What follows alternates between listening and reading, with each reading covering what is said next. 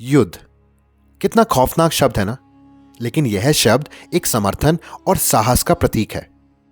भारत देश के इतिहास में युद्ध के विभिन्न प्रकार देखने को मिलते हैं और उन युद्धों ने हमारे जीवन पर कितना गहरा असर डाला है और अन्य देशों ने हमारे भारत से कितना कुछ छीना है, यह तो हम सभी लोग भली भांति जानते हैं।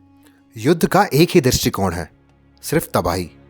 लेकिन अतीत में एक ऐसा भी युद्ध हुआ जिसे किसी सैनिकों या जनता के सहारे नहीं जीता गया, बल्कि यह जीत भगवान शिव के अखंड भक्त भस्मधारी नागा साधु द्वारा जीता गया था, जिनकी संख्या युद्ध में कुल 4000 थी और दुश्मन की अफगानी सेना 40,000 थी।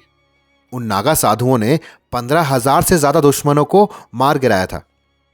हम सभी को महज ये एक काल्पनिक कहानी लगती है, लेकिन यह घटना एक वास्तविक घटना है। आज की इस वीडियो में हम आप सभी को एक ऐसे धर्म युद्ध के बारे में बताएंगे जिसमें भस्मधारी नागा साधु ने धर्म हेतु अपनी मातृभूमि की रक्षा के लिए उस युद्ध को जीता था। तो आइए शुरू करते हैं हम आज की अपनी इस वीडियो की। सन 1756 में जब अहमद शाह अब्दाली ने भारत की भूमि पर अपना चौथा आक्रमण किया था, तब उसने दिल्ली को अपना निशाना बनाया और पूरे 1 महीने तक वहीं पर रुका था। लोगों को काटा गया और छोटे छोटे बच्चों को अन्य देशों में बेचा गया। ऐसा कर उसने पूरी दिल्ली को तहस नहस कर दिया।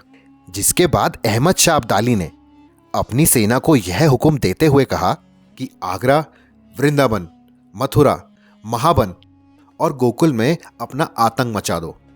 हर तरफ लूटपाट मचा दो और रास्ते में जो मिले उसे तलवार से बीच से काट डालो। यह कहकर अहमद शाह अब्दाली ने सेनापति सरदार खान को आदेश देते हुए सेना को रवाना किया। इस पूरे रास्ते के दौरान जहां जहां अहमद शाह अब्दाली की सेना ने कदम रखे, वहां पर लोगों की दर्द भरी चीखें गूंजने लगी। आगरा तक हर कस्बे और हर शहर को तहस नहस करने के बाद इनके खौफ की आवाज दूर दूर तक गूंज उठी और खौफ की यह गूंज देश के अलग अलग स्थानों पर स्थित नागा साधुओं के कानों तक भी जा पहुंची। ऐसे में सभी नागा साधुओं ने मथुरा से 9 से 10 किलोमीटर दूर यमुना पार श्री कृष्ण के पालन गांव गोकुल पहुंचने का फैसला किया। कई हजार की संख्या में नागा साधु दिल्ली से कई गुना ज्यादा दूर थे और अहमद शाह अब्दाली की सेना भी धीरे धीरे आगे बढ़ रही थी। आगरा को तहस नहस करने के बाद अहमद शाह अब्दाली की सेना वृंदावन और मथुरा पहुंची और उन्होंने वहां भी वही किया जिनका उन्हें आदेश मिला था। सेना ने पूरे वृंदावन और मथुरा की गलियों को खून से लालम लाल कर दिया। वहां के तमाम लोगों ने अपनी जान बचाने की कोशिश करी, लेकिन वह अफगानी आक्रमणकारियों से नहीं बच सके। कुछ स्त्रियों ने अपने चीरहरण से और दूसरे देश में बेचे जाने के डर से आत्महत्या कर ली। वृंदावन और मथुरा को पूरी तरह ध्वस्त करने के बाद अफगानी सेना महाबन की ओर बढ़ने लगी। लेकिन तभी सेना के सेनापति सरदार खान ने पहले गोकुल को तहस नहस करने का सोचा और अपनी सेना को आदेश देते हुए गोकुल की ओर रवाना किया। मथुरा से गोकुल लगभग 10 किलोमीटर दूर था और अभी गोकुल में 10,000 में से सिर्फ 4,000 नागा साधु ही पहुंचे थे। जैसे ही अफगान की आक्रमण सेना यमुना तट पहुंची, तब उन्होंने देखा कि त्रिशूल और तलवार लिए 4,000 भस्मधारी नागा साधु जो अपनी मातृभूमि की रक्षा हेतु चट्टान की तरह खड़े हुए हैं। अफगानी सेना के सेनापति सरदार खान ने साधुओं को कमजोर समझ उन पर आक्रमण कर दिया। तब हर हर महादेव के नाम से शुरू हुआ एक भयंकर युद्ध, जिसकी कल्पना अफगानी सेना तक ने नहीं की थी। संपूर्ण रणभूमि महादेव के रणहुंकार से गूंज उठी। युद्ध इतना ज्यादा भयंकर था कि मानो महादेव स्वयं तांडव कर रहे हों। अफगानी सेना ने नागा साधुओं को कमजोर समझकर सबसे बड़ी गलती करी थी। अफगानी सेना अपने सामने चिता की भस्म से सने जटाधारी विकराल रूप साधु देखकर थर थर कांपने लगी और तलवार और त्रिशूल लिए सभी साधु अफगानी सेना में घुस गए। सभी नागा साधु अफगानी सैनिकों के खून से रणभूमि को हर हर महादेव का नारा लिए लाल कर रहे थे। वहां सिर्फ और सिर्फ अफगानी सैनिकों की चीख गूंज रही थी।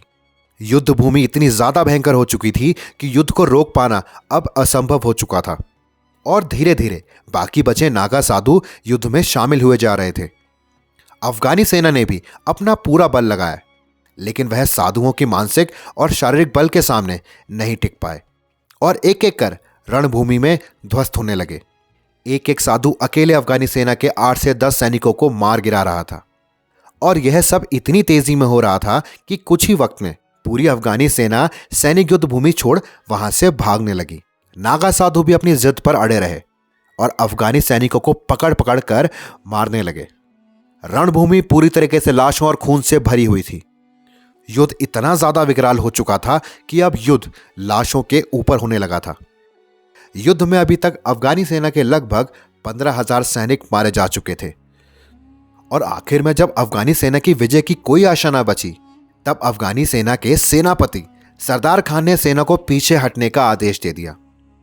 सभी सैनिक अपने घायल सैनिकों को वहीं रणभूमि में मरता छोड़ पीठ दिखाकर वहां से भाग खड़े हुए। अब अहमद शाह अब्दाली के लिए यह एक शर्मनाक हार थी। वह केवल 4,000 नागा साधुओं से हार गए, जिसमें उन्होंने लगभग अपने 15,000 सैनिक गंवा दिए। वहीं दूसरी तरफ अगर बात की जाए तो 2,000 नागा साधु वीरगति को प्राप्त हुए। इस युद्ध का परिणाम आने वाले कई सालों तक देखा गया। जब भी किसी मुस्लिम आक्रमणकारी को मालूम चलता कि युद्ध में साधु भी शामिल हो रहे हैं, तो वह लड़ने से साफ मना कर देते। ऐसे साधुओं को हमारी ओर से शत शत नमन। तो दोस्तों, यह थी हमारी आज की कहानी। हम आशा करते हैं कि आप सभी लोगों को यह वीडियो बेहद पसंद आया होगा। ऐसी आंख खोल देने वाली वीडियो को देखने के लिए हमारे चैनल को सब्सक्राइब करना बिल्कुल ना भूलें और वीडियो को लाइक करना और अपने चाहने वाले लोगों के साथ इसको साझा करना बिल्कुल भी मिस ना करें। हम आपसे मिलते हैं अपनी अगली वीडियो में। तब तक के लिए धन्यवाद।